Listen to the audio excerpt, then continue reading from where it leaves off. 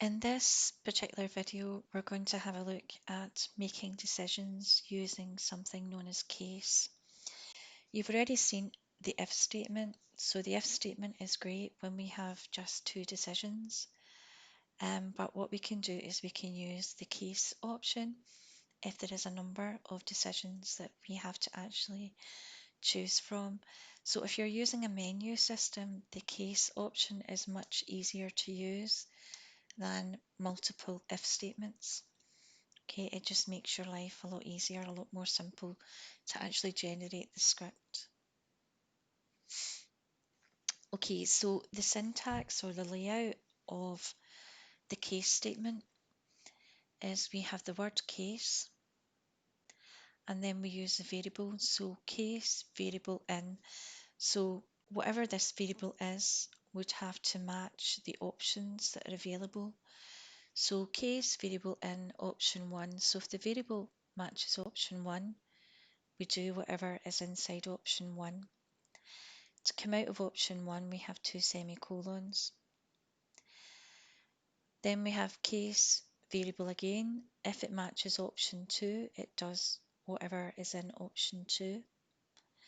So it does whatever task is there, and then to come out of it, we have two semicolons. It does the same for option 3. If it matches option 3, then it will carry out whatever task is inside option 3. And to come out of there, we use two semicolons. If it doesn't match option 1, 2, or 3, we have an asterisk. So the asterisk is a catch-all. So if it doesn't match any of the options that we have, it'll go to the asterisk and it'll say echo incorrect option.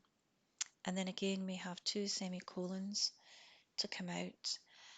And at the end of the case statement, we have ESAC, which is case backwards, and that will end the case options that we have. Okay, the best way to see this is to use an example. So what I would like you to do is create a file called case1.sh inside your scripts folder. Right, so I'm going to explain what we're actually seeing here. So as always, we have comments. Comments are good programming practice and they must be used. So this one just tells you the date, who wrote the actual script, and then we have clear. So clear will clear the screen. Then echo writes out welcome to my command menu. Option 1 will show the username. Option 2 prints the working directory. And then it just asks, please enter choice 1 or 2. So at this point, we're using read options. So whatever the user types in, it stores it inside this variable called option. And then we have our case statement. Case option in.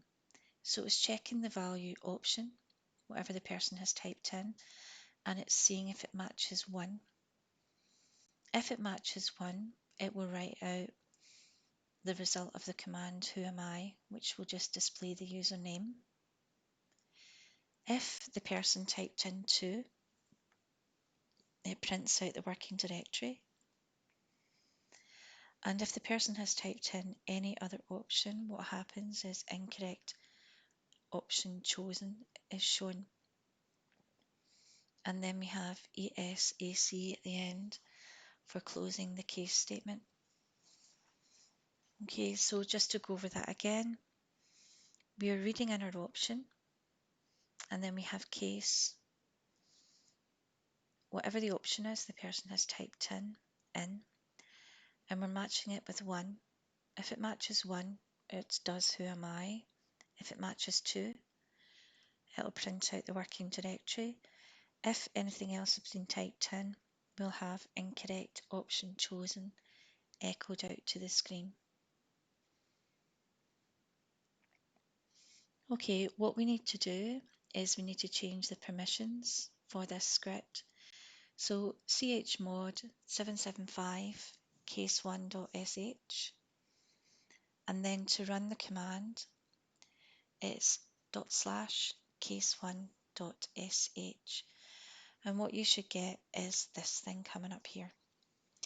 So it's welcome to my command menu. Press 1, show username. Press 2, print working directory.